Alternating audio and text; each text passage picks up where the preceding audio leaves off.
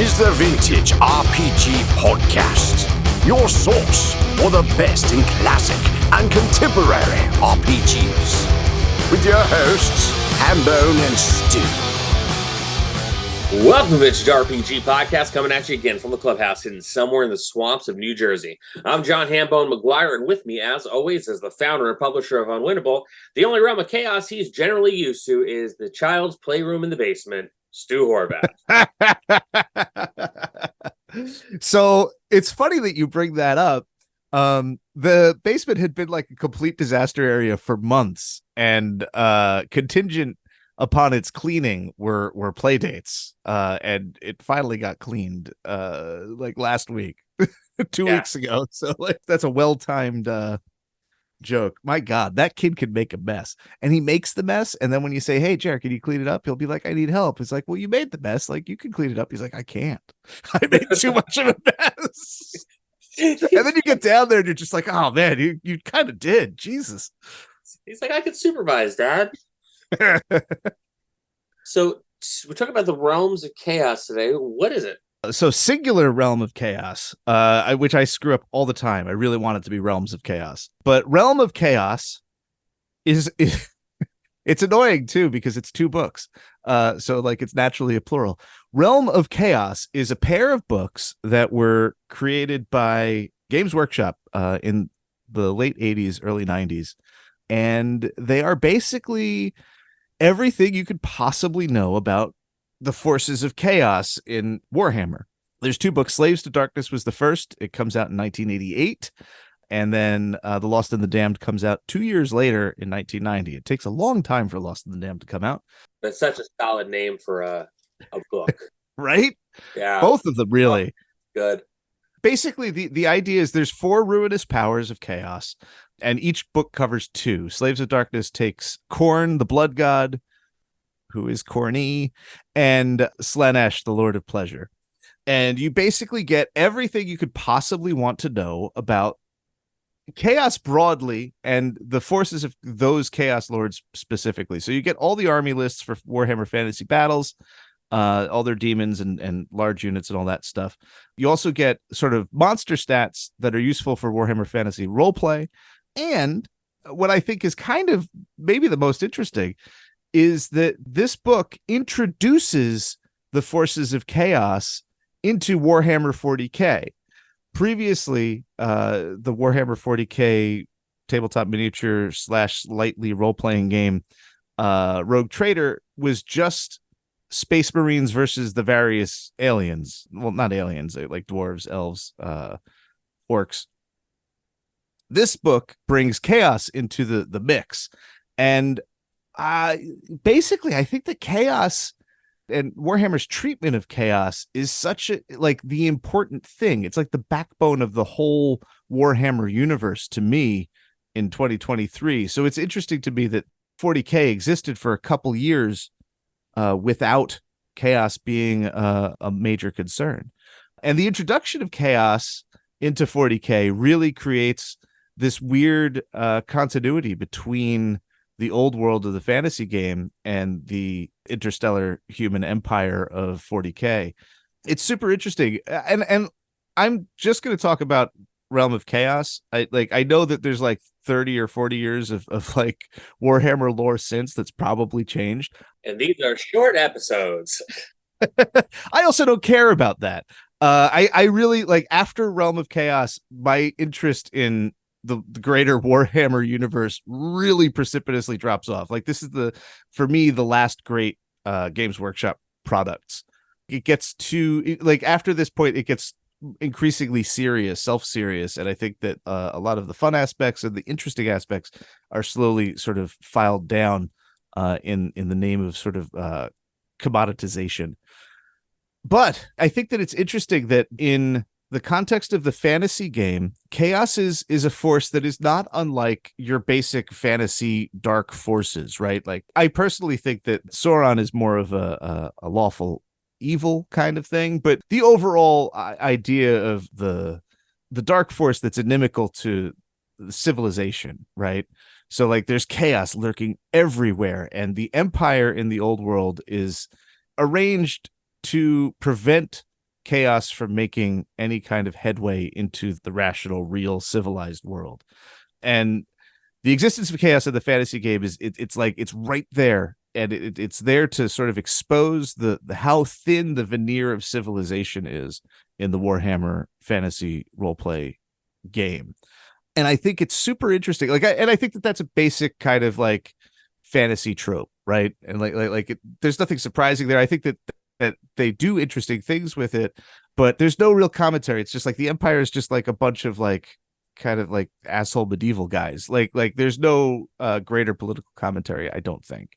But that changes with 40K, which initially is seems a very satirical game in which you have this really monolithic emperor who rules over a interstellar empire that is built basically on a form of fascism. He's a fascist, and like order is horrific and oppressive in the 40K universe. But the way chaos so interstellar travel in 40K goes through, and I don't know if this is still canon, but in Realm of Chaos it is. Interstellar travel in 40K takes place in warp space. It's like hyperspace in Star Wars, except it isn't. It's chaos. The ships of Warhammer actually, when they warp, they are going into the chaos dimension to travel. So I just think it's interesting that Warhammer Fantasy World is at pains to keep chaos out, and Warhammer Science Fiction 40K is like, well, we're going to use chaos as a highway and build our society with it. And then, of course, chaos wants to come out and play. And chaos is the winds of change that are really trying to break the fascist order of the Empire, right? Chaos is gross and scary and terrifying and violent, but it's also, and I'm pretty sure that this is not canon anymore, the ruinous powers are actually sort of like thought constructs that are created out of like human like leftover human impulses of soul stuff that kind of pass into chaos. When we die, our souls shift into the realm of chaos, and some of our desires and our all that psychic energy that makes people kind of coalesces into these entities, the largest and most powerful of which are, and sort of most permanent of which are the four chaos gods. So that they are really just sort of like human impulses pushed to their extremes, in both good and bad. As horrible and scary as most of them are, they also have like a sort of positive side. Like Nurgle is like the lord of disease, right? And like he's gross, and it's all about festering wounds and rot and poison and all of these things. But it's also about resilience in the face of death and disease. Like there's this idea that Papa Nurgle takes care of his own, and like there's a strange sort of feedback of care that's built into Nurgle that's really at odds with the idea of like this monolithic disease monster. That's what I mean when I say there's like a lot of interesting things and currents in the earlier Warhammer stuff that kind of gets erased out, because I'm not sure how much of that is still in the mythology. Yeah, chaos is a lot, man. Yeah, I mean, there's a lot of interesting things I think about it, and from the way you describe it, where, you know, from like a storytelling standpoint, where like in the beginning it was just this one thing, and then they kind of bring in the idea of chaos somewhat years down the line. Like it feels like most fantasy settings and most fantasy, and I don't say this as a knock, I say this just as I feel like a good way to help the people who create these systems understand their world better before they throw a bunch of spaghetti at the wall. Like it's like, well, you know, you kind of give the people the time to get their feet wet, get comfortable in the play style, get comfortable in that universe. And then it's just like, now I'm going to pull the rug out from you, and I'm going to show you this, which has been kind of lurking in the background in the shadows this entire time. And now it's becoming present, and then the world opens up. And I think it's something I'm always personally fond of, and something that I always enjoy in storytelling and in RPGs, where you have that moment where it's just like, okay, well, we did it. We beat the big bad. Okay, what's that over there?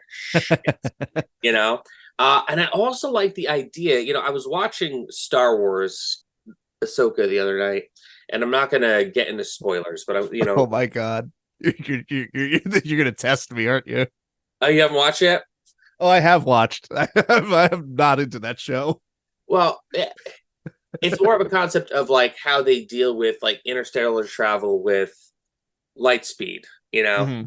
and in ships, and then like they have these, space whales Oh yeah. that popped up in like Rebels and stuff like that. And like I've always liked the idea of taking a concept, because like, faster than light travel, Star Wars, Star Trek, all that stuff, and then like adjusting it so it's like, yeah, you kind of have like this warp travel, but you actually have to go through another realm to get there. So it's not just like, oh, suddenly like I can, snap my fingers and I zip off somewhere, they beam me up and they launch me off somewhere like through like light. It's like, no, you actually kind of have to go through a particular kind of hell to get there faster. It's like the world's like worst shortcut. And I really love that idea that you have to travel through chaos to get to the other side, like, and warp it to where you need to go. So that's actually like, I think, a pretty cool concept, and again, I'm not in any way familiar with Warhammer 40K. I know buddies of mine with very steady hands who did exceptional job painting their miniatures, small tape measures and all that. I think that this is one of those things that, for the people who are into it, it's a very rich, and now, I mean, like, what, 40 something years of Warhammer? Yeah. Rich and storied, like, tapestry of, like, a world and an entity as a game that, it's one of the few things where, like, I haven't seen anything pop up where they're like, hey, it's a starter. Here's how you dip your toe in Warhammer. It's like, nah, dog. You want to get in? Here's a really small paintbrush, and here's a lot of fucking lore. Yeah, no, it's like so many books, and like I said, like I chose my slice, and like I'm not. I have a decade of Warhammer stuff that I'm interested in reading and paging through, and that's it. Like I have a hard stop at 1990. Like I can't, because it gets infinitely more complex.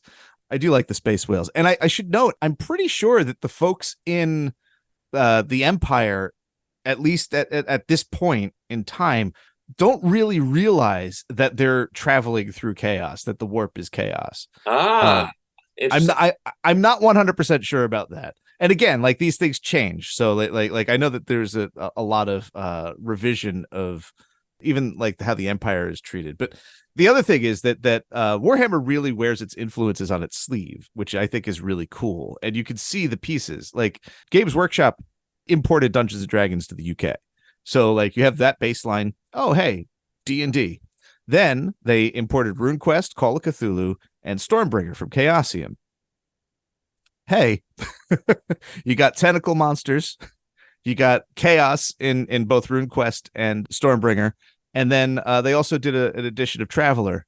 So that gives you the space stuff. So like all the pieces you can see in all of the stuff that they imported into the UK, you can see the pieces that they put together their games with and their concepts.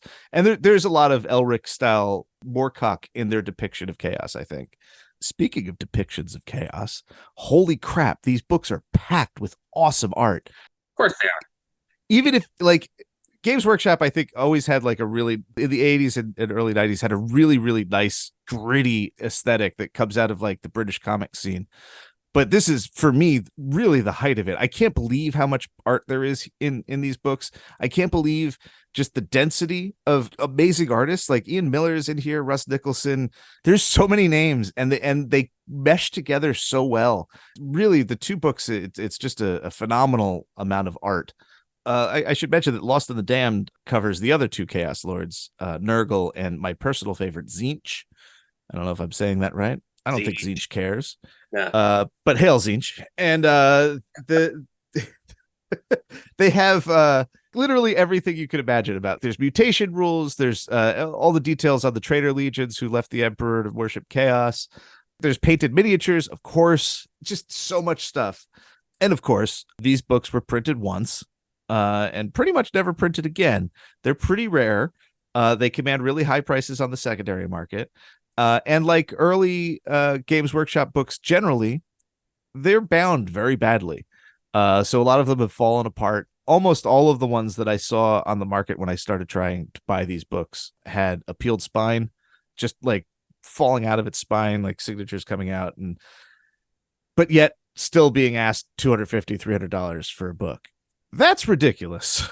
They are beautiful books, but if the book is going to fall apart on you, please do not pay hundreds of dollars for it.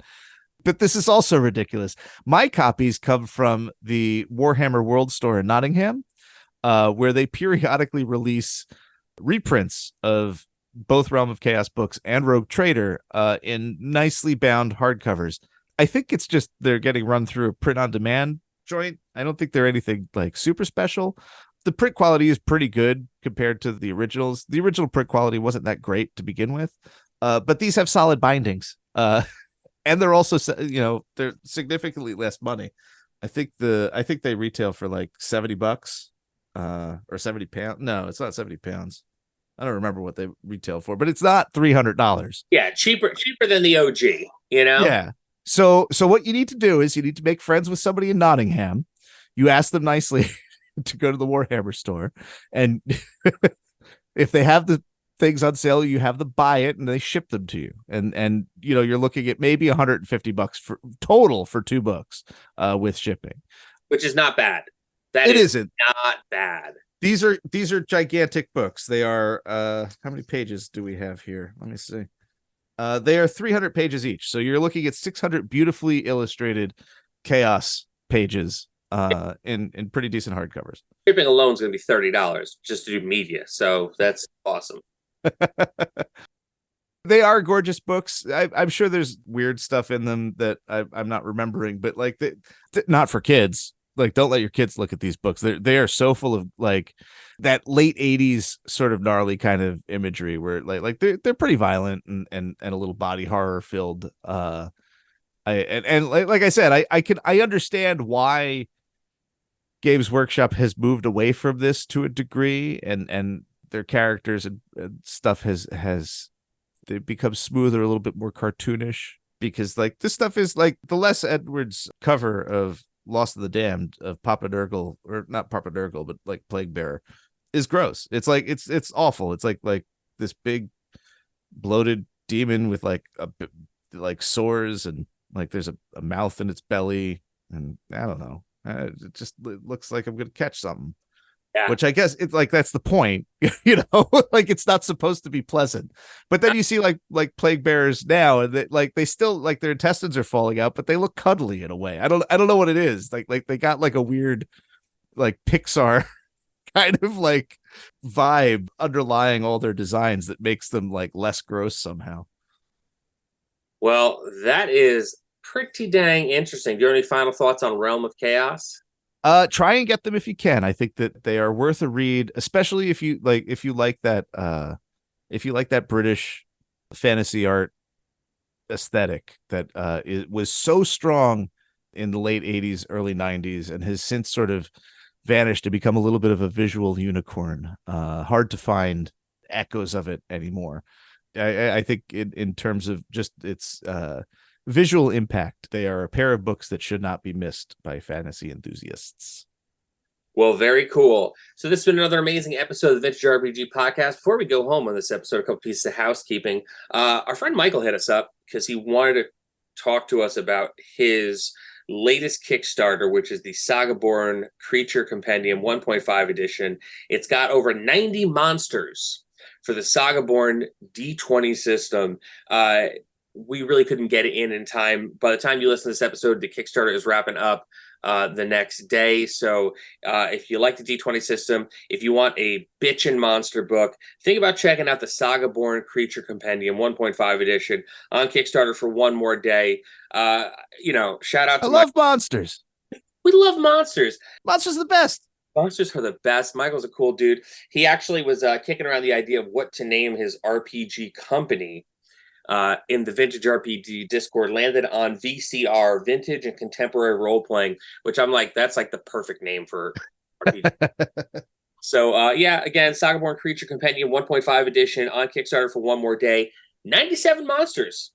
So even if you don't use the D20 system, it's 97 monsters, a bunch of art. It's going to be pretty cool, so check that out. We are very, very close to release of Stu's book, Monsters, Aliens, and Holes in the Ground.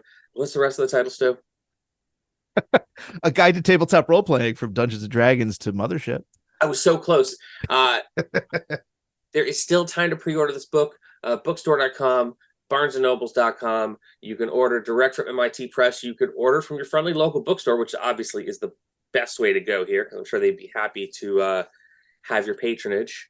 And you going there anyway. So definitely check that out. October 10th, the actual release. Pre-orders available now for Monsters, Aliens, and Holes in the Ground. If you pre-order and you join our Patreon and or just hang out in our Discord and you send me the receipt, I will send you a free zine that has 9 additional chapters from the book that were cut for space. One written by our good friend Ed Coleman about the game Paranoia, and a fantastic cover art by Kyle Patterson. Very, very, very cool. Also, I got a Kickstarter coming up Friday, October 13th, The Hotel Exorcist. Sometimes calling Ghostbusters just isn't enough. You get to play a team of exorcists that go to a resort that is overrun with unwanted guests, and you got to take care of that. For 3-2-1 Action Games, The Hotel Exorcist. You can get notified now anywhere you find me on social media. There is a link that will take you to the Get Notified page. Friday, October 13th, The Hotel Exorcist. Stu, where can people find you on the internet? They could find me on Instagram at Vintage RPG. I'm actually popping up all over the place. I've written a whole bunch of stuff that's going to start dropping soon. So you should definitely join the Discord, because that is where I am the most often. And if you want to read more stuff about role-playing games and my thoughts on them, I'm very diligent about putting links in the Discord. But I'm not really on the Twitter so much, and I'm not sure people see the links on the Instagram as much as they used to.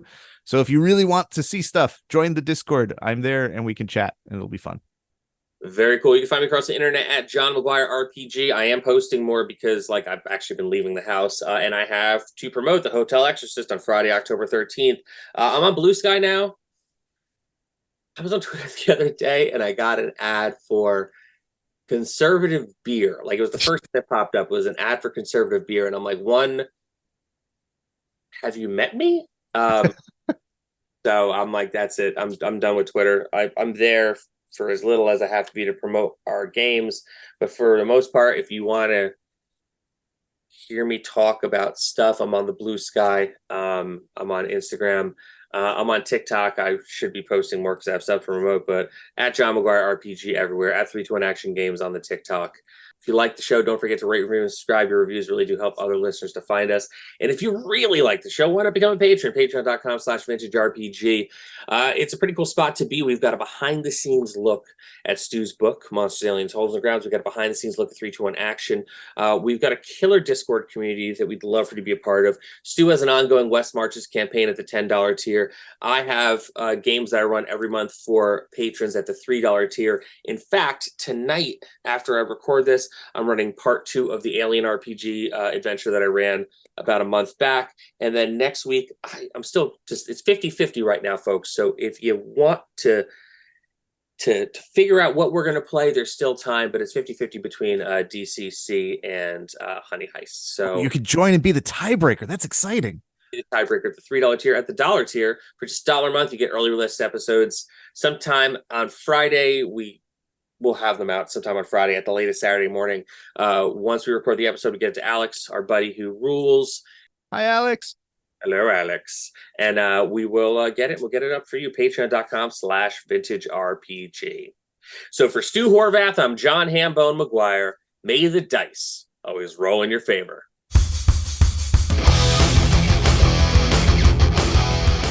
Thanks for listening. Don't forget to like, review, and subscribe to the podcast. Every review helps other listeners to find us. The Vintage RPG Podcast is a ham-fisted production. Music by Dega West. Art by Schaefer Brown. If you like the podcast, you should also consider becoming a patron at patreon.com.